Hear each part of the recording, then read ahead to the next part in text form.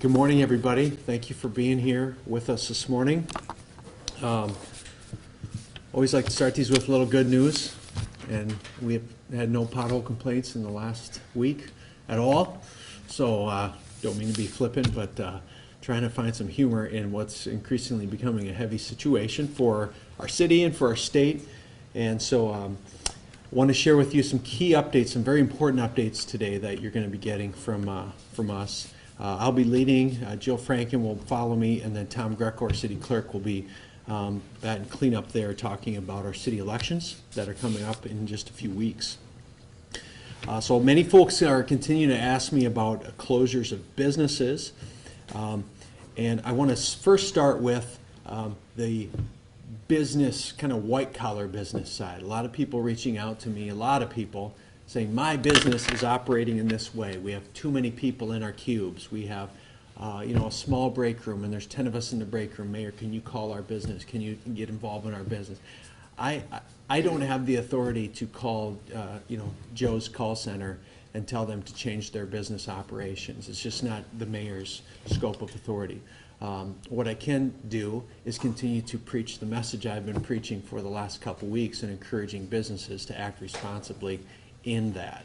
So again, that message being, if your employees can work remote, let them work remote. If they can't, you need to be adjusting the setup of your business to make sure your employees feel safe coming to work and that they feel that you're taking the threat of COVID seriously. And there's hand sanitizer everywhere. There's an enhanced pressure to wash hands on a regular basis. There's more disinfectant and cleaning practices that are happening. And so I cannot direct the operations of a business, but I can just share that information with businesses. Likewise, just like no two businesses are the same and respond to this differently, no two states and no two cities are the same. So decisions that we're making right now are being made in our state and in our city based on a number of factors. And that include what are the powers of the mayor in our form of government, what are the powers of our governor, and what are the powers of the feds in situations like this. I think everyone can agree this is very rare and uncharted territory that we find ourselves in. And so governments are quickly going through civic lessons with constituents, reminding them what our role is and what our role isn't, and what we are legally allowed to do. We just heard from the governor that on a press conference that she just had, that she's working on an executive order that she is going to be issuing today that will provide additional clarity for businesses, for municipalities, and for others around the state, other communities, on some of the protocols and procedures that she will be recommending. We're anxiously awaiting that to see what direction that will provide us as municipalities. It's my hope and my desire that we can come up with a unified approach to how we're responding to COVID in our state. There are issues in Beadle County. In fact, the governor said this morning, community spread issues now in Beadle County.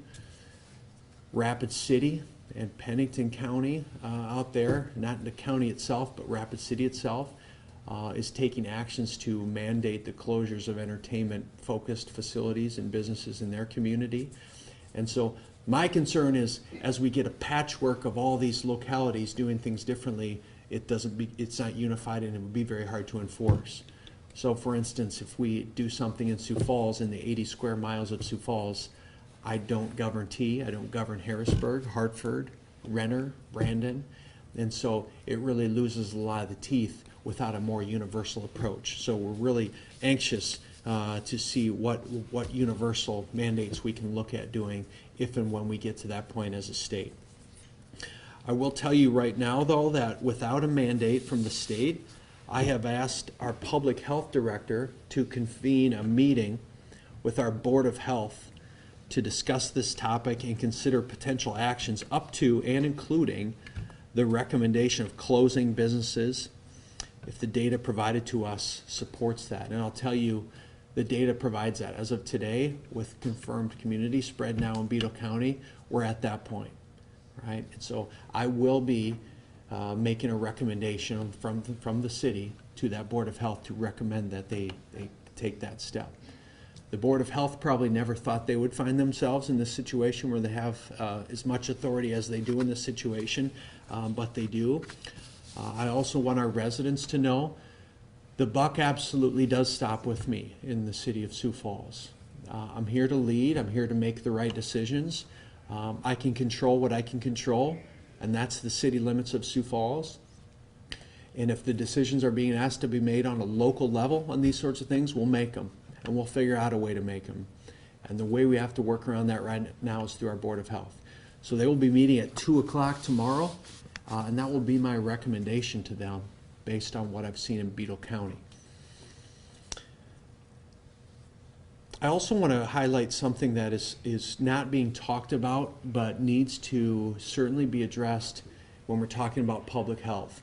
And when we take drastic steps to close businesses, and for the government to take such a heavy approach, which in my personal philosophical belief is not the role of government to close businesses.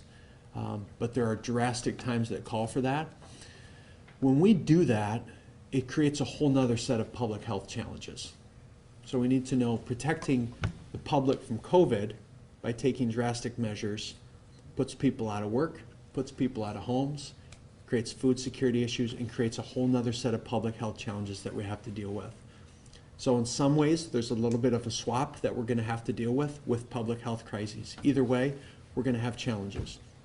And so that's not lost on me. I hope the public realizes that as well. That public health right now is not just COVID. Public health is all the ancillary challenges that are being created from the COVID scare right now.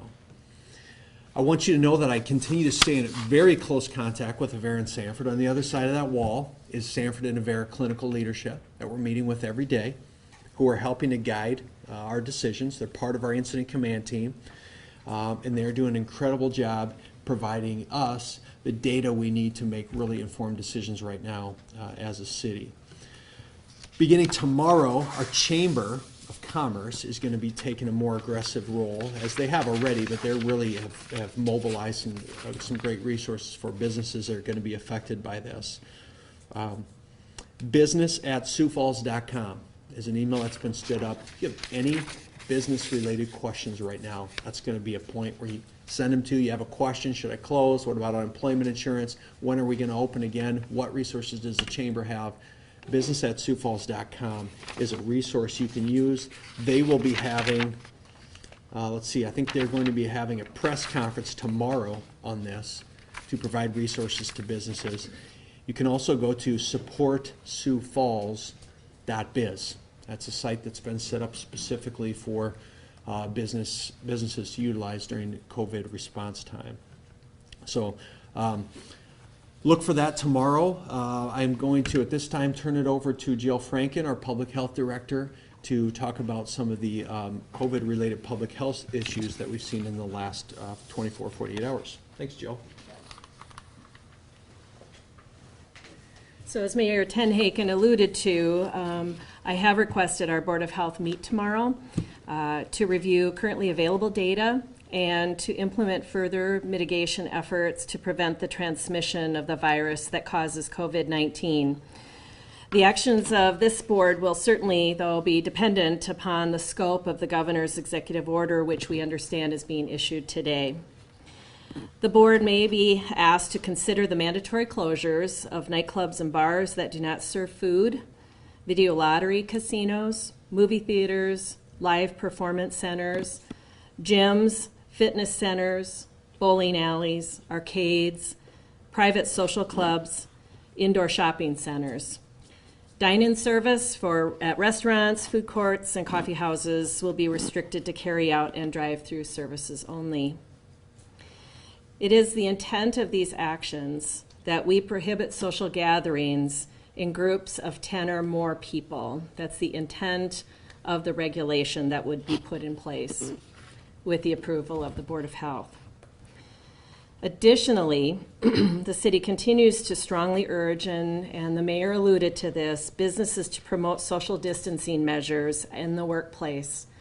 there is a tremendous amount of creativity that can be done to ensure that people who can work from home do work from home, as well as reimagining what the workplace looks like and where people are located doing their work. And I urge all businesses to be, if they have not already done so, to be doing so today.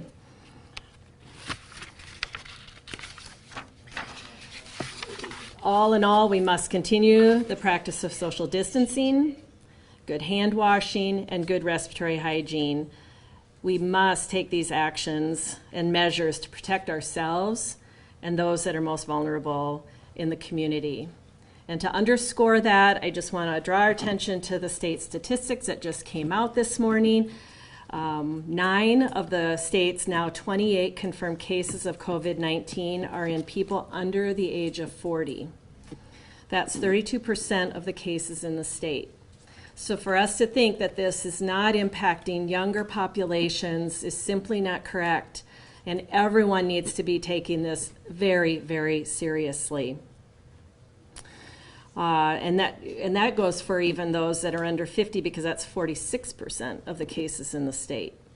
So it does point to the fact that this is everyone's responsibility. It isn't just those who are at high risk, but it's even those that are low risk from becoming very sick with this illness, to protect everyone who could possibly be heavily impacted by this COVID-19. So I'm encouraging, again, also parents, please keep your students from gathering together. This is the time to be doing things as a family in your own family unit, and not to be having kids congregating in each other's homes at this time. So please, everyone, follow the advice that's being given to you. The only way we're going to be able to impact this disease and protect the health of our community is that everyone does their part. And so with that, I'll turn it over to Tom Greco, our city clerk.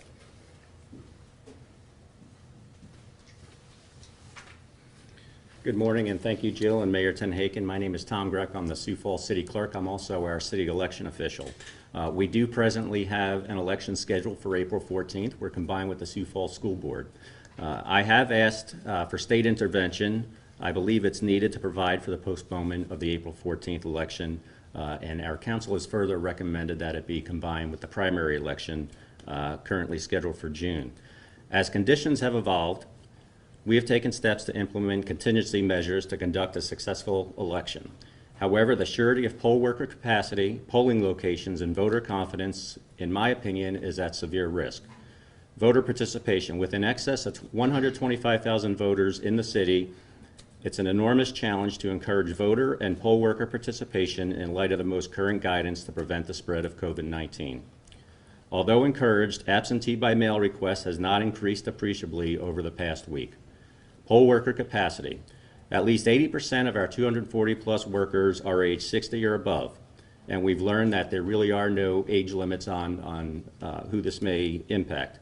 Although we are actively taking steps to recruit replacement and backup workers, progress is admittedly minimal. Additionally, there will be significant challenges to training a sufficient number of backup or replacement workers. Polling place supplies.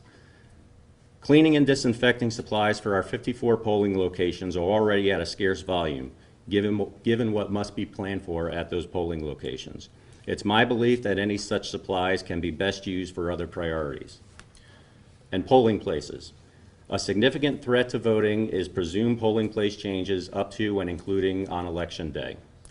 As other jurisdictions in the country have experienced, this could lead to a significant amount of confusion for voters. To provide for the greatest ability to reduce voter confusion and limit the needless use of resources, I further recommend that such relief be provided prior to March 30th, 2020, which is the latest date to begin absentee voting. According to state law, municipalities and the school district shall set the date of their election no later than mid-January. We and the school district have both done that. At this point, we need relief from the date of April 14th that has already been set. As I mentioned earlier, combining with the primary election will be an ideal alternative because any other directed postponements, if those do happen, will be addressed centrally by the appropriate authorities. Lastly, I do want to emphasize the fact that we must continue actively planning for the election. despite my recommendation that I've made and that the council has made. To that end, as I mentioned, we'll continue planning, and I would like to put a call out there. We are in urgent need of replacement and backup poll workers. If you're interested in serving as a poll worker on Election Day, we typically need 3 to 5 people at each polling location on April 14th. If you're interested, please send an email to sfelections@siouxfalls.org. That is the most effective way to communicate with us, and we do look for your support. I'd also ask for our currently scheduled poll workers, if you feel that you cannot, if you know now that you don't want to be a poll worker on April 14th, please contact us and let us know so that we can make appropriate changes. With that, I'll turn it back over to Mayor Tenhaken. Big loop, let's go, we gotta do this, there we go, all right. All right, we'll take any questions that you guys might have on anything that Tom talked about, myself or Jill. I didn't catch what you said about absentee voting. What was that? What I had mentioned in particular is that we've been encouraging absentee by mail applications. That requires of a qualified voter to fill out a form, attach a copy of their photo ID or get a notarized signature and send it to their county auditor. We've been pushing that for several weeks now, and what I mentioned specifically is that we have not seen an appreciable increase in the past week since we really started emphasizing it. Absentee by mail is a way to get your ballot delivered to you in the mail. Avoid going to the polling place. We're encouraging folks to do that for this election and possibly even future elections, but we have not seen an uptick in requests. Follow up with that. Can people still go down to the courthouse and cast their absentee ballot at this time? Not at this time. That begins next Monday, March 30th. Absentee in-person voting will begin. However, it's typically held in the Minnehaha County Administration Building. We have plans to move it across the street. We'll provide details on that as they become more solidified. Thanks. Any other questions this morning? Tom's a new guy, so he didn't read those back, but the question was basic. Can you absentee at the courthouse? You can't right now, starts next week. And the other one was, have we seen in-person absentee voting? Yeah, so that was the questions. Other questions? All right, thank you, everybody.